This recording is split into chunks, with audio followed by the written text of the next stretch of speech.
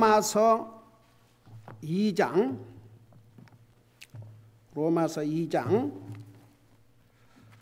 9절, 10절, 11절을 우리 같이 읽도록 하겠습니다. 로마서 2장 9절, 10절, 11절입니다.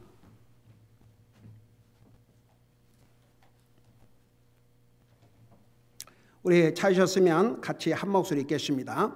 9절, 10절, 11절 시작. 악을 행하는 각 사람의 혼위에 환난과 공고가 닥치리니 먼저는 유대인의 혼위에요 또한 이방인의 혼위에며 선을 행하는 각 사람에게 영광과 존귀와 화평이 있으리니 먼저는 유대인에게요 또한 이방인에게로다. 이는 하나님께서 사람을 외모로 취하지 아니하시기 때문이라. 아멘. 앉으시기 바랍니다. 로마서 2장은 하나님의 심판의 기준에 대해서 자세하게 설명하고 있습니다. 하나님께서 모든 인생들을 심판하시는데 그 심판의 첫째 기준은 진리대로 하나님의 말씀에 따라 심판하시고, 두 번째는 하나님의 공평하심을 따라 심판하신다는 거 자세하게 설명했죠. 자, 그걸 생각하면서 9절에 보니까 악을 행하는 각 사람의 혼위에 환난과 공고가 닥치리니, 여기에 그 혼이라는 용어를 사용하신 것에 대해서 여러분이 유의하셔야 됩니다. 그 말이 무슨 말이냐 그러면, 여러분 사람 그러면 육체만 생각하죠. 그래요 안 그래요? 사람 생명 그러면 이 육신의 생명을 많이 생각합니다. 근데 이 육신의 생명은 70년에서 평균 80년. 그러나 우리의 혼은, 영혼은 영원한 것입니다. 저는 그 안 믿는 사람들이 절대 죽었다고 해서 죽어서 끝났네 그걸 안 해요.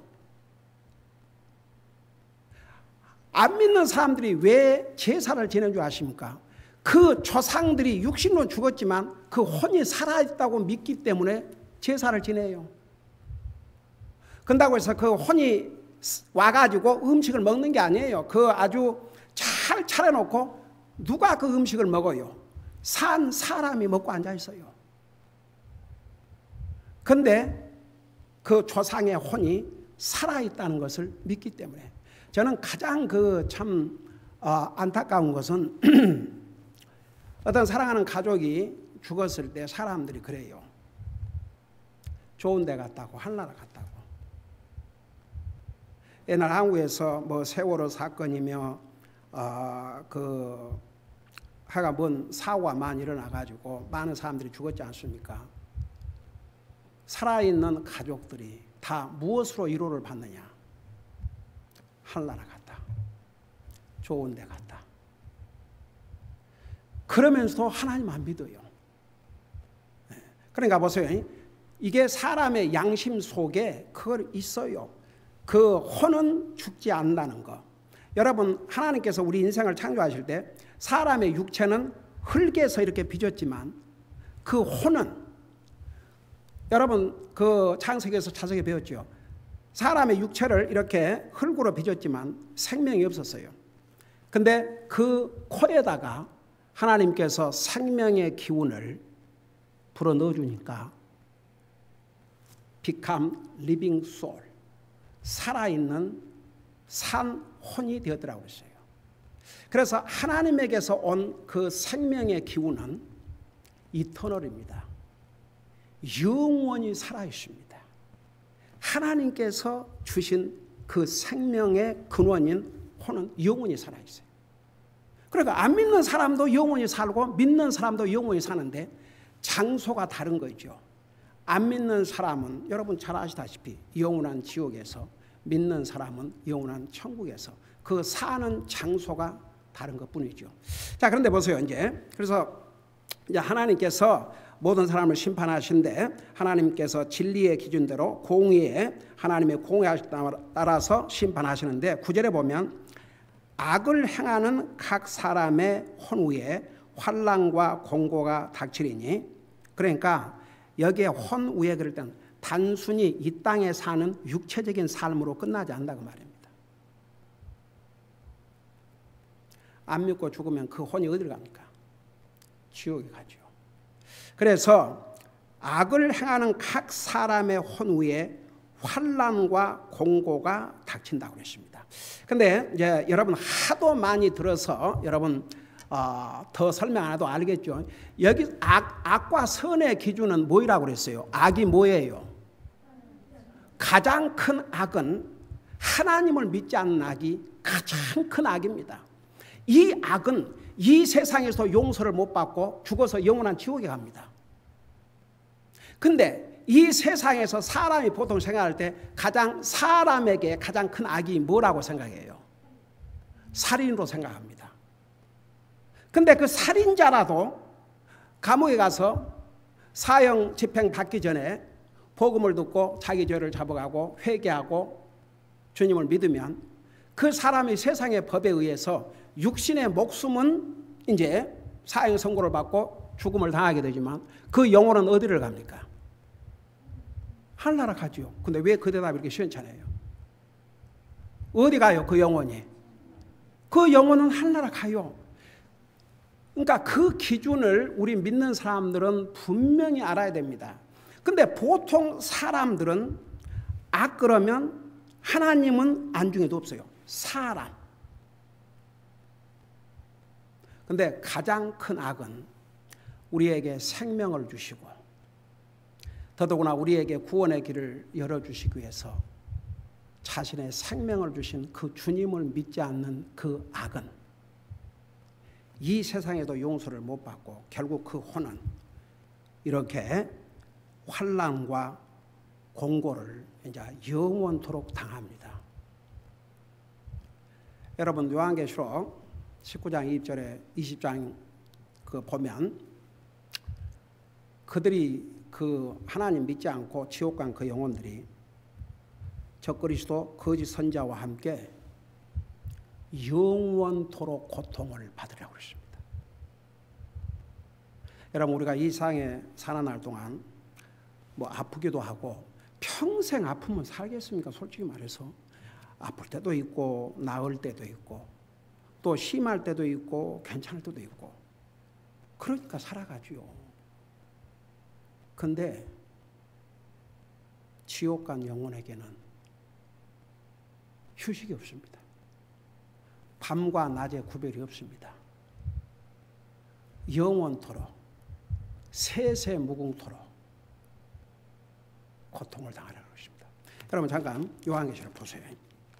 여러분 눈으로 직접 봐야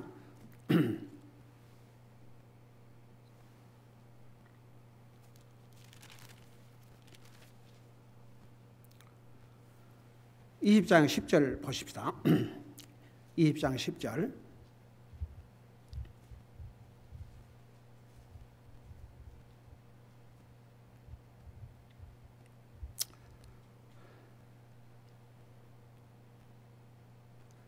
보면 또 그들을 속인 마귀가 불과 유황 호수에 곧 그 짐승과 거짓 대언자가 있는 곳에 던져져서 영원 무궁토록 밤낮으로 고통을 받으리라. 그래 놓고 나서 이제 최후의 심판에 대해서 11절에서 15절까지 이제 최후의 심판에 대해서 얘기하면서 15절에 누구든지 생명책에 기록된 것으로 드러나지 않는 자는 불호수에 던져지리라. 그 10절에 그 호수 똑같은 호수에 던져져서 거기는 이제 마귀도 있고 요한계시록 20장 공부할 자세히 설명했죠. 요한계시록 공부하면서 그 짐승 비스트 그 다음에 거짓 선지자 그 비스트를 적그리스도라고 그랬죠.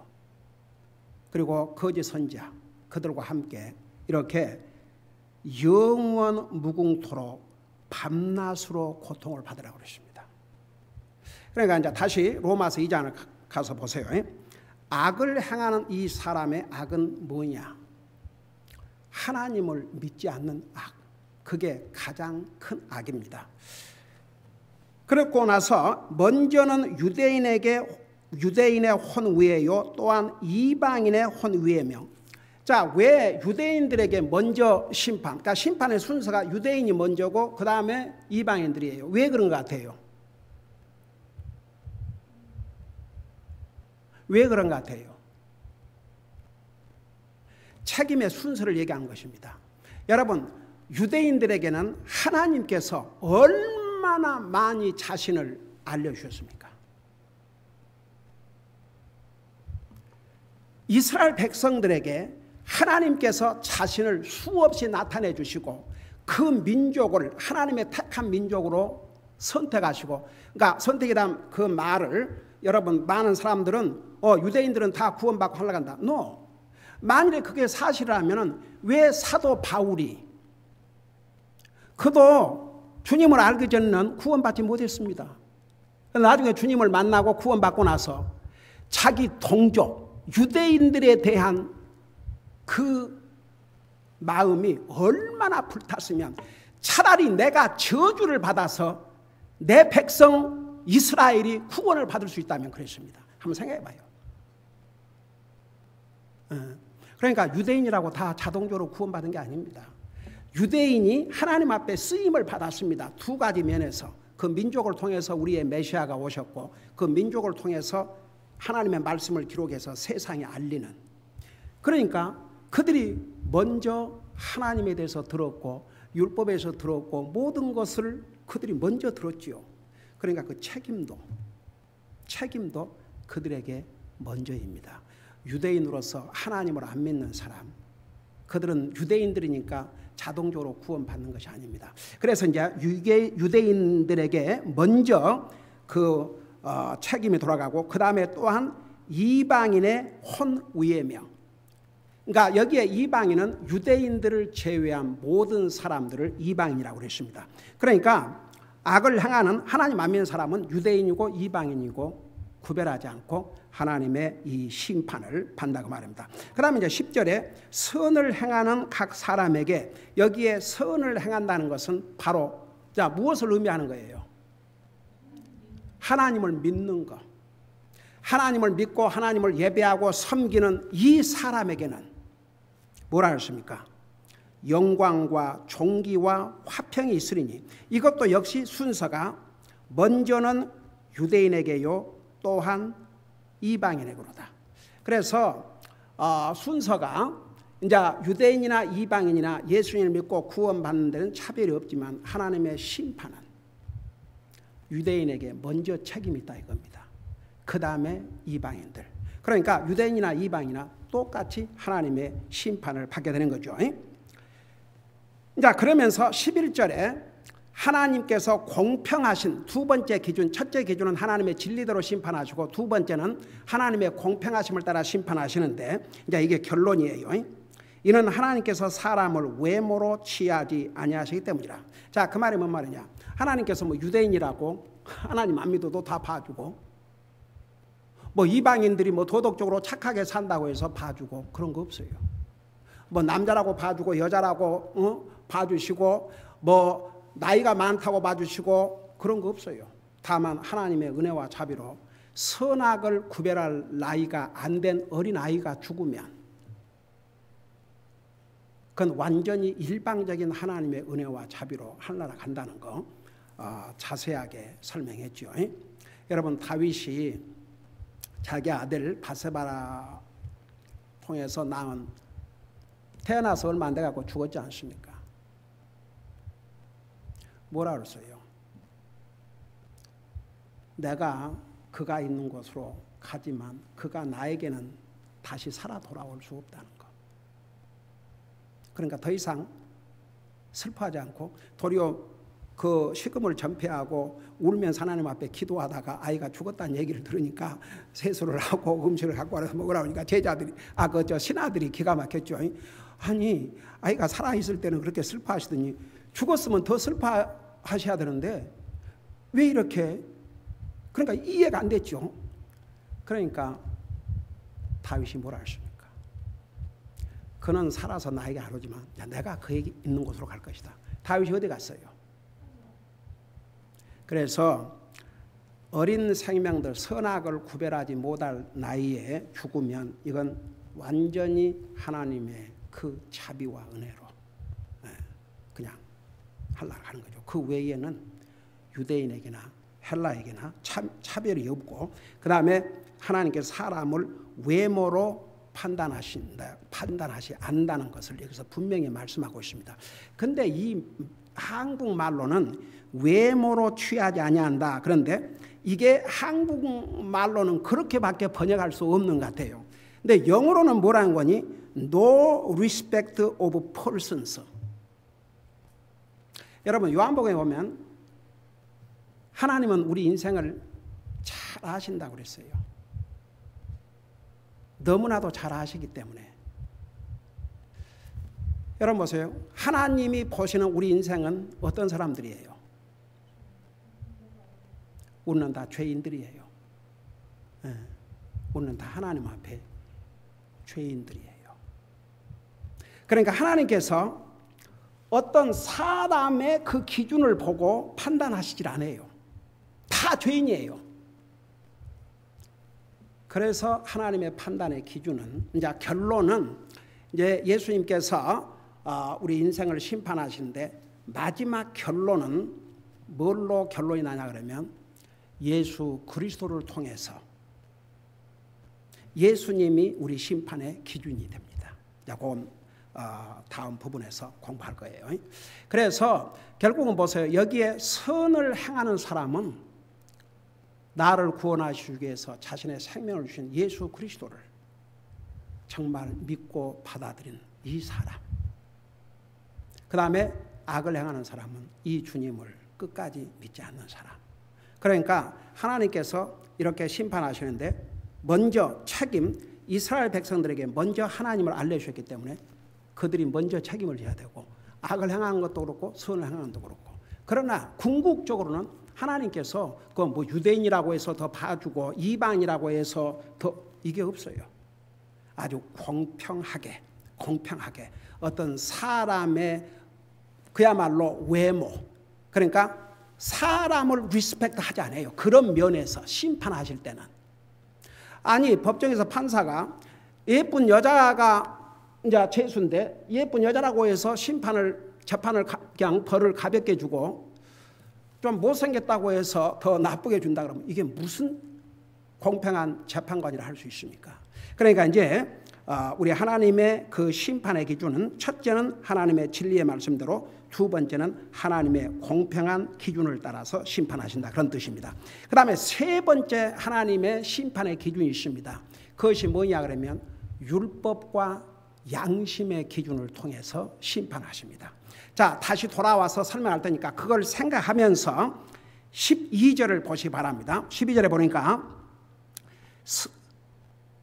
율법 밖에서 죄를 지은 자들은 또한 율법 밖에서 멸망하고, 자, 이 내용을 하나하나 여러분이 잘 이해하면서 이 하나님이 뭐라고 말씀하고 있는지를 여러분이 보시면서 잘 들으세요.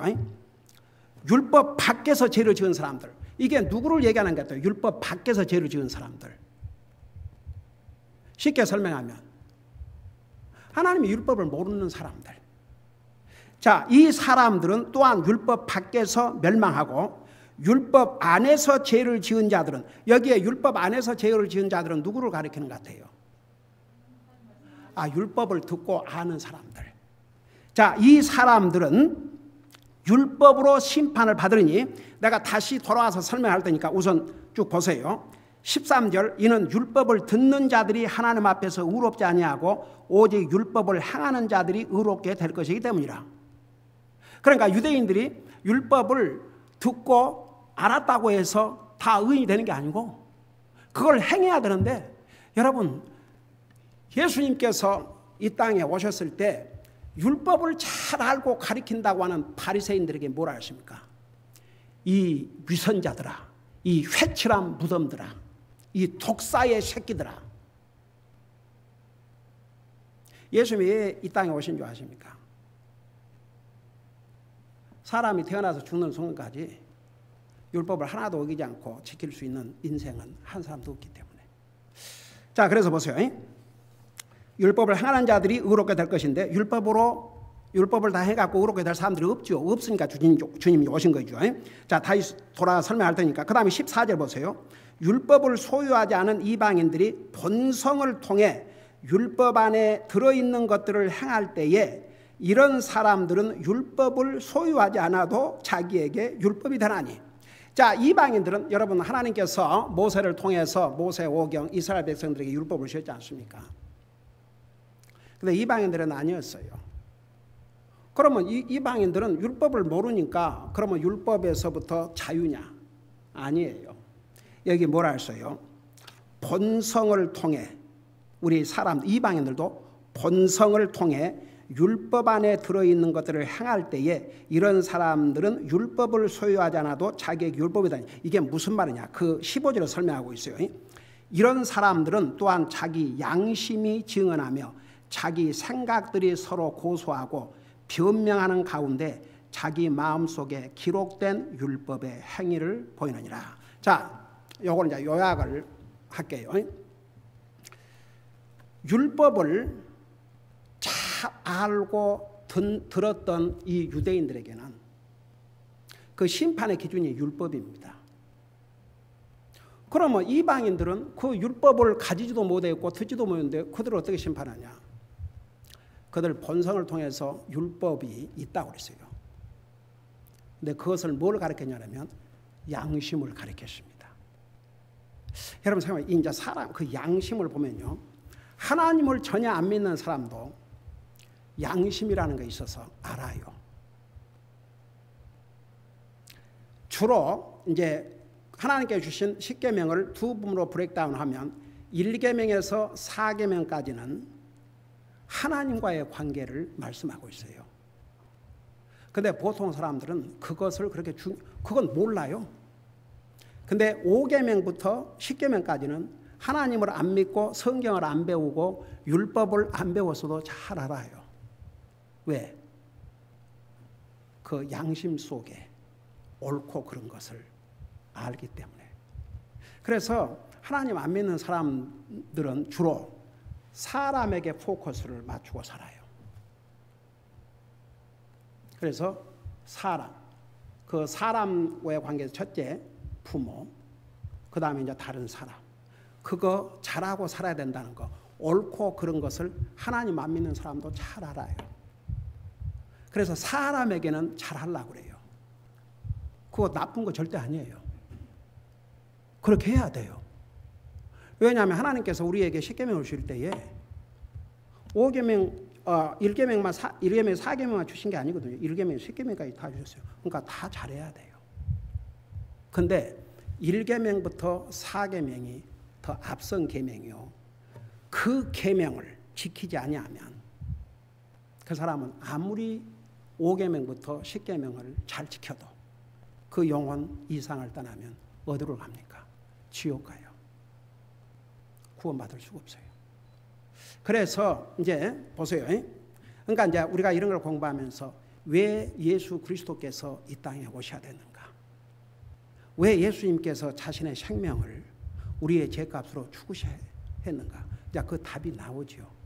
그러니까 이제 보세요. 유대인들에게는 율법을 여러분 이제 앞으로 우리 민수기 끝나고 신명기 이제 공부하면 벌써 아이들이 어렸을 때부터 그 아이들에게 이 하나님의 율법을 가르치는데 앉아 있을 때나 누워 있을 때나 서 있을 때나 걸어 다닐 때나 그 율법을 가르치라고 그랬고 목에다 걸어서 메어주라고 그랬고 문지방에다가 기록해서 붙이라고 그랬고 그렇게 율법을 어린 나이부터 듣고 잘 알아요. 그래서 이제 그들에게 심판의 기준은 너는 그 율법을 다 지켰냐 이거죠. 근데 지난번에 또 얘기했지만 그 마태복음 19장인가 그 부자 청년이 예수님에게 나와서 내가 무슨 선한 일을 하여야 영생을 얻으리까? 그러니까 계명을 지키라. 그러니까 이 청년이 뭐라 했어요? 어떤 계명을 말씀하십니까? 그래서 이제 그 1계명부터 4계명까지는 주님은 이미 알고 계시기 때문에 언급도 안 하셨어요. 5계명부터 10계명까지를 얘기를 했죠. 그러니까 그 청년이 뭐라 했어요? 아주 자신만만하게 저는 어려서부터 다 이것을 지켰습니다. 제게 무엇이 더 부족합니까? 그래 5계명부터 10계명은 이웃과의 관계인데 나를 제외한 사람은 이웃이에요. 내 이웃을 내 몸같이 사랑을 하셨으니까 그 5계명부터 10계명을 딱 하나로 하면 내 이웃을 내 몸같이 사랑하라 그러지 않습니까? 그러면 네 그 재산을 팔아 가난한 자들에게 주고 나를 따라오라. 그리하면 하늘에서 보화가 있으리라. 너가 팔아서 가난한 자에 준다고 해서 네가 정말 탁 망해가지고 먹고 살 것도 없이 그런 게 아니고 도리어 더 큰 보화가 있을 테니까 그렇게 해주고 한번 나를 너가 정말 5계명부터 10계명을 다 지켰다 그러면 한번 그렇게 프루브를 해보라. 그러니까 어떻게 했어요? 슬퍼하면서 돌아갔다고 그랬어요. 그 사람 영생 얻었어요? 못 얻었어요? 만일에 그 사람이 저 나름대로 지킨다고 지켰지만 어떻게 그게 하나님의 기준에 다 통과가 돼서 제가 영생을 얻을 수 있겠습니까? 저는 아닙니다. 만일 그랬다면 주님이 자기를 선한 선생님이라고 그랬거든요. 그러니까 예수님이 뭐라 그랬습니까? 어찌하여 나를 선하다고 하느냐? 선하신 분은 한 분밖에 없느니라. 바로 하나님을 가르쳤거든요. 그러니까 너는 나를 선한 선생님으로 하는데 나를 하나님으로 알고 나를 그렇게 부르느냐 아니면 그냥 나를 선한 사람으로 알고 부르느냐. 그러니까 왜 그런 내용을 성경에다 기록해 놓은 줄 아세요? 이 세상에는 그런 사람들이 많거든요. 미국에도 그 부자들은요 뭔가를 도네이션을 해야 됩니다. 사회 사업을 위해서 써야 됩니다. 그러면 욕을 먹으니까. 그래서 세금 보고할 때에도 그런 게 없으면 그 참 수치스러운 일이죠. 그러니까 그런 사람의 눈에 영광을 위해서 많은 돈을 그렇게 쓰지만 그 거부들 중에서 하나님의 사업을 위해서 하나님의 복음 전하는 일을 위해서 돈을 투자했다는 얘기는 거의 없어요. 옛날에는 가령 예를 들어서 지금도 우리 콜게이트 치약 쓰고 있죠. 그 콜게이트 창업주는 나중에는 수입의 10분의 1을 드린 게 아니고 10분의 9를 하나님의 사업을 위해서 드리고 그 다음에 그 일하는 종업원들도 어느 회사에 못지않은 더 넘치게 그 대우를 했다고 하지 않습니까? 그리고 지금 그 하인스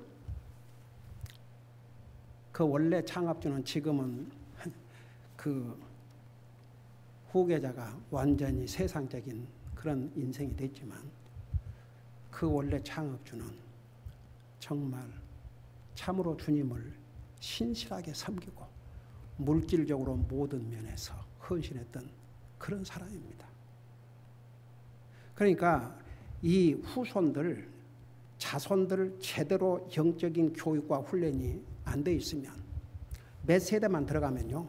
아무리 할머니, 할아버지, 부모가 했다 할지라도 몇 대 내려가면 불신자도 그런 불신자. 그래서 여러분들 자녀를 가지고 있는 사람들은 자녀들뿐만 아니라 그들의 자손들 주님이 더디 오시면 만일에 주님이 더디 오셔서 몇 세대가 하면 그들이 어떤 모습으로 터나오게 될지 아무도 몰라요. 그러니까 보세요. 이 세상에는 그런 사람, 그 부자와 같은 젊은이 이렇게 사람한테 내가 이렇게 다 잘하고 있는데, 그러니까 그는 아마 예수님으로부터 너는 됐다, 너는 이미 영생을 얻었다, 그걸 기대했겠죠. 그러나 그는 영생을 눈앞에서 잃었어요. 그 재물 때문에. 그는 5계명부터 10계명을 제대로 지키지 않은 사람이에요. 그러니까 보세요. 여기에 하나님의 율법을 모르는 이방인들은 하나님의 율법을 모르지만 그 속에 양심이 있어요. 양심.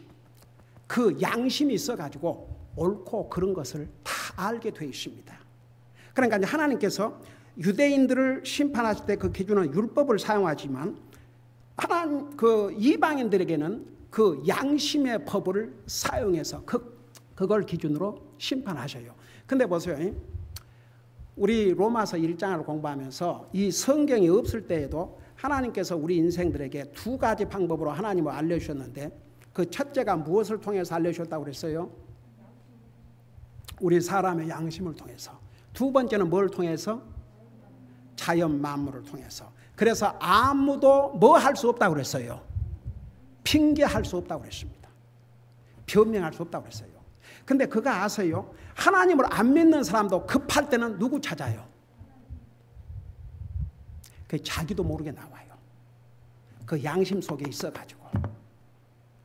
근데 여러분, 우리 양심을 절대 믿을 수 없습니다. 그 양심이 하나님의 말씀으로 길들여지지 않는 양심은 믿을 수 없는 양심입니다. 그래서 양심이 변해요. 그런 여러분 보세요. 그 감옥에는 처음 한 번 범죄하고 간 사람도 있지만 뭐 재범, 삼수범이 참 많대요. 그러니까 처음에는 그 잘못을 해놓고 도둑질했다든지 무섭고 두려웠죠. 근데 잡혀가서 감옥살을 하고 온 다음에는 또다시 그 짓을 한답니다. 그 양심이 그만큼 무디어졌기 때문에. 그러니까 보세요. 하나님께서 사람을 심판하시는데 첫째 기준은 하나님의 진리대로, 두 번째는 하나님의 공평하심을 따라, 세 번째는 율법과 양심을 통해서. 근데 그 양심을 우리가 믿을 수 없는 이유가 있어요. 자, 잠시 후에 시간 되면 그 성경 한 절 한 절을 보십시다. 그런데 이 양심에 대해서 두 가지 양심으로 구별할 수가 있습니다. 그 두 가지 양심이 뭐냐 그러면 첫째는 영적인 양심, 그 다음에 두 번째는 도덕적인 양심이 옵시다. 자, 영적인 양심은 하나님을 아는 양심이에요. 여러분, 그 사도행전에 보면 사도 바울이 이제 유럽에 가서 복음을 전하다가 한 도시에 갔는데 그 유럽 가니까 얼마나 많은 잡신들을 믿고 있는데 한 군데 가니까 무슨 글자가 새겨져 있었다고 그랬어요. 나무에다가. 영어로 보면요, To the unknown God, 대문자예요. 그러니까 그 당시에 아직 복음을 듣지 못한 그 사람들조차도 무슨 생각을 했냐 그러면 아무리 그렇지만 하나님이 어떻게 사람의 손으로 만든 조각과 동상이 하나님이 될 수 있느냐. 그러니까 이런 신을 믿는다는 것은 이건 이건 말이 안 된다. 그러니까 어떤 사람들이 To the unknown God, 대문자로 우리는 알지 못하지만 진짜 하나님이 계실 것이다. 우주 만물을 창조하시고 인류를 창조하신 진짜 하나님이 계실 것이다. 근데 그분을 우리는 모른다. 그러니까 아마 그 사람들은 To the unknown God 그걸 딱 해놓고 거기에서 진짜 하나님을 알려달라고. 여러분, 사도행전에 읽어보면 사도 바울이 원래 어디로 복음을 전하러 가려고 그랬어요? 아시아로. 근데 환상 중에 마게도니아, 그게 유럽의 관문이 오시다. 거기서 우리를 도와달라고 손질했지 않습니까? 그게 바로 사도 바울을 통해서 첫 유럽의 복음이 전해지는 놀라운 역사적인 사건입니다. 그래서 거기서 여러분 지난번에 들었죠. 그 리비아 자주장사 안디옥, 그런 그 유럽의 신실한, 그리고 그 또 감옥의 간수가 하나님의 그 기적을 보고 그와 온 가족이 구원받고, 다 유럽에서 일어난 사건들입니다. 그런데 보세요. 그 사람들이 To the unknown God, 우리가 모르지만 어디 사람의 손으로 만든 조각과 동상이 하나님 될 수 있느냐. 그러니까 분명히 참 하나님이 계시는데 우리가 모른다. 그 하나님을 시킹하고 있었죠. No wonder. 그러니까 하나님께서 그 마음을 보시고 사도 바울의 원래의 계획은 아시아로 가는 것이었지만 그를 이 유럽으로 보내셔가지고 그리스도의 복음이 유럽 전역에 전파되게 되지 않았습니까? 참 어메이징이죠. 그래서 여러분 그 양심, 하나님을 안 믿는 사람도 양심이 있기 때문에요. 급하면 하나님 찬다니까요. 저는요, 제 생생히 기억납니다. 옛날에 어렸을 때 우리가 살던 곳에 예수 믿는 집이 우리 집 한 집밖에 없었어요. 그래서 그 마을에, 타운의 사람들이 우리를 예수쟁이라, 저 집은 예수쟁이라고. 그래가지고 그거 아셔요? 옛날에는 한국에서 그 소위 막걸리 술 같은 걸 개인이 못 만들겠습니다. 그래서 검사가 나와요. 근데 이 사람들이 검사가 나온다 그러면 전부 우리 집으로 갔다가 우리 집에 뒷뜰에다가 갔다가 다 숨겨놓는 거예요.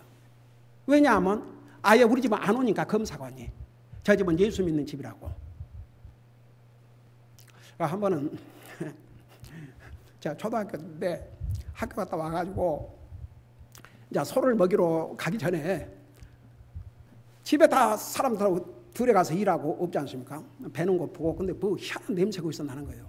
그 냄새를 쫓아가서 뭘 열어보니까 그게 시큼한 냄새가 나는 뭐가 있는데 그럼 이렇게 먹어보니까 살짝 약간 이게 달면서 맛있더라고요.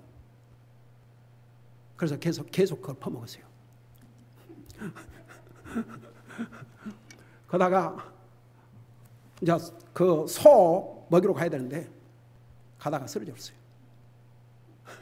그러고 제 셋째 형님이 저를 안고 집으로 왔는데 나중에서 얘기를 들었어요. 그게 술이었다는 거. 근데 그런 사람들이요, 하도 가뭄이 계속되니까 뭐라는 줄 아세요?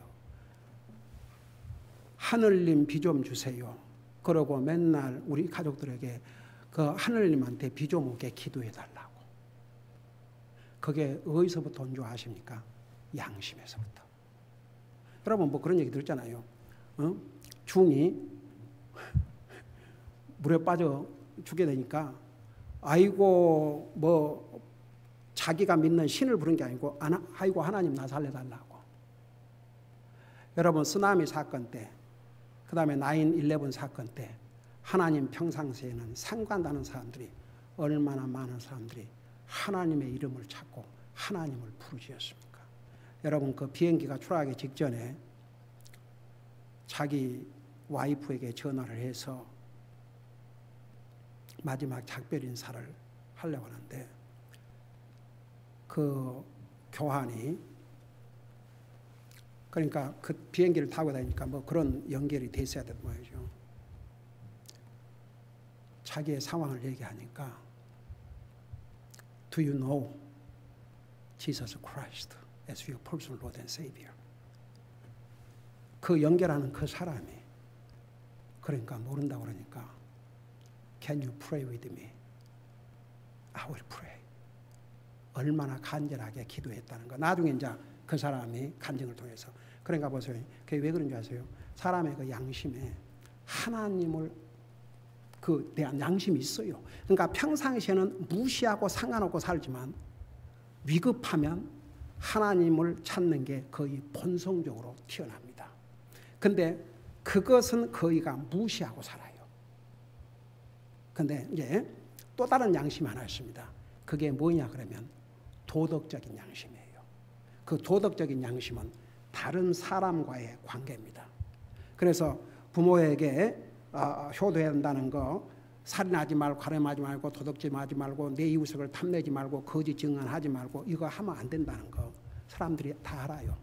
그거 안다고 해서 다 그대로 행해요? 안 해요. 못해요. 죄의 속성이 있어가지고.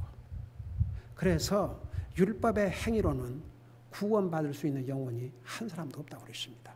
그래서 일단은 보세요. 이제 첫째는 하나님께 사람을 심판하신데 진리의 말씀대로, 두 번째는 하나님의 공평하심을 따라, 세 번째는 하나님의 율법과 양심을 통해서 우리 인생을 심판하시는데, 왜 안 믿는 사람들이 이 양심을 있음에도 불구하고 하나님을 안 믿고 그 양심을 믿을 수 없느냐. 자, 그것은 다음 주일날 계속 공부하도록 하겠습니다. 사랑의 아버지 하나님, 은혜와 사랑을 감사드립니다. 이 세상에도 정부가 있고 법이 있고 하지만 세상의 판단은 잘못될 때가 많이 있습니다.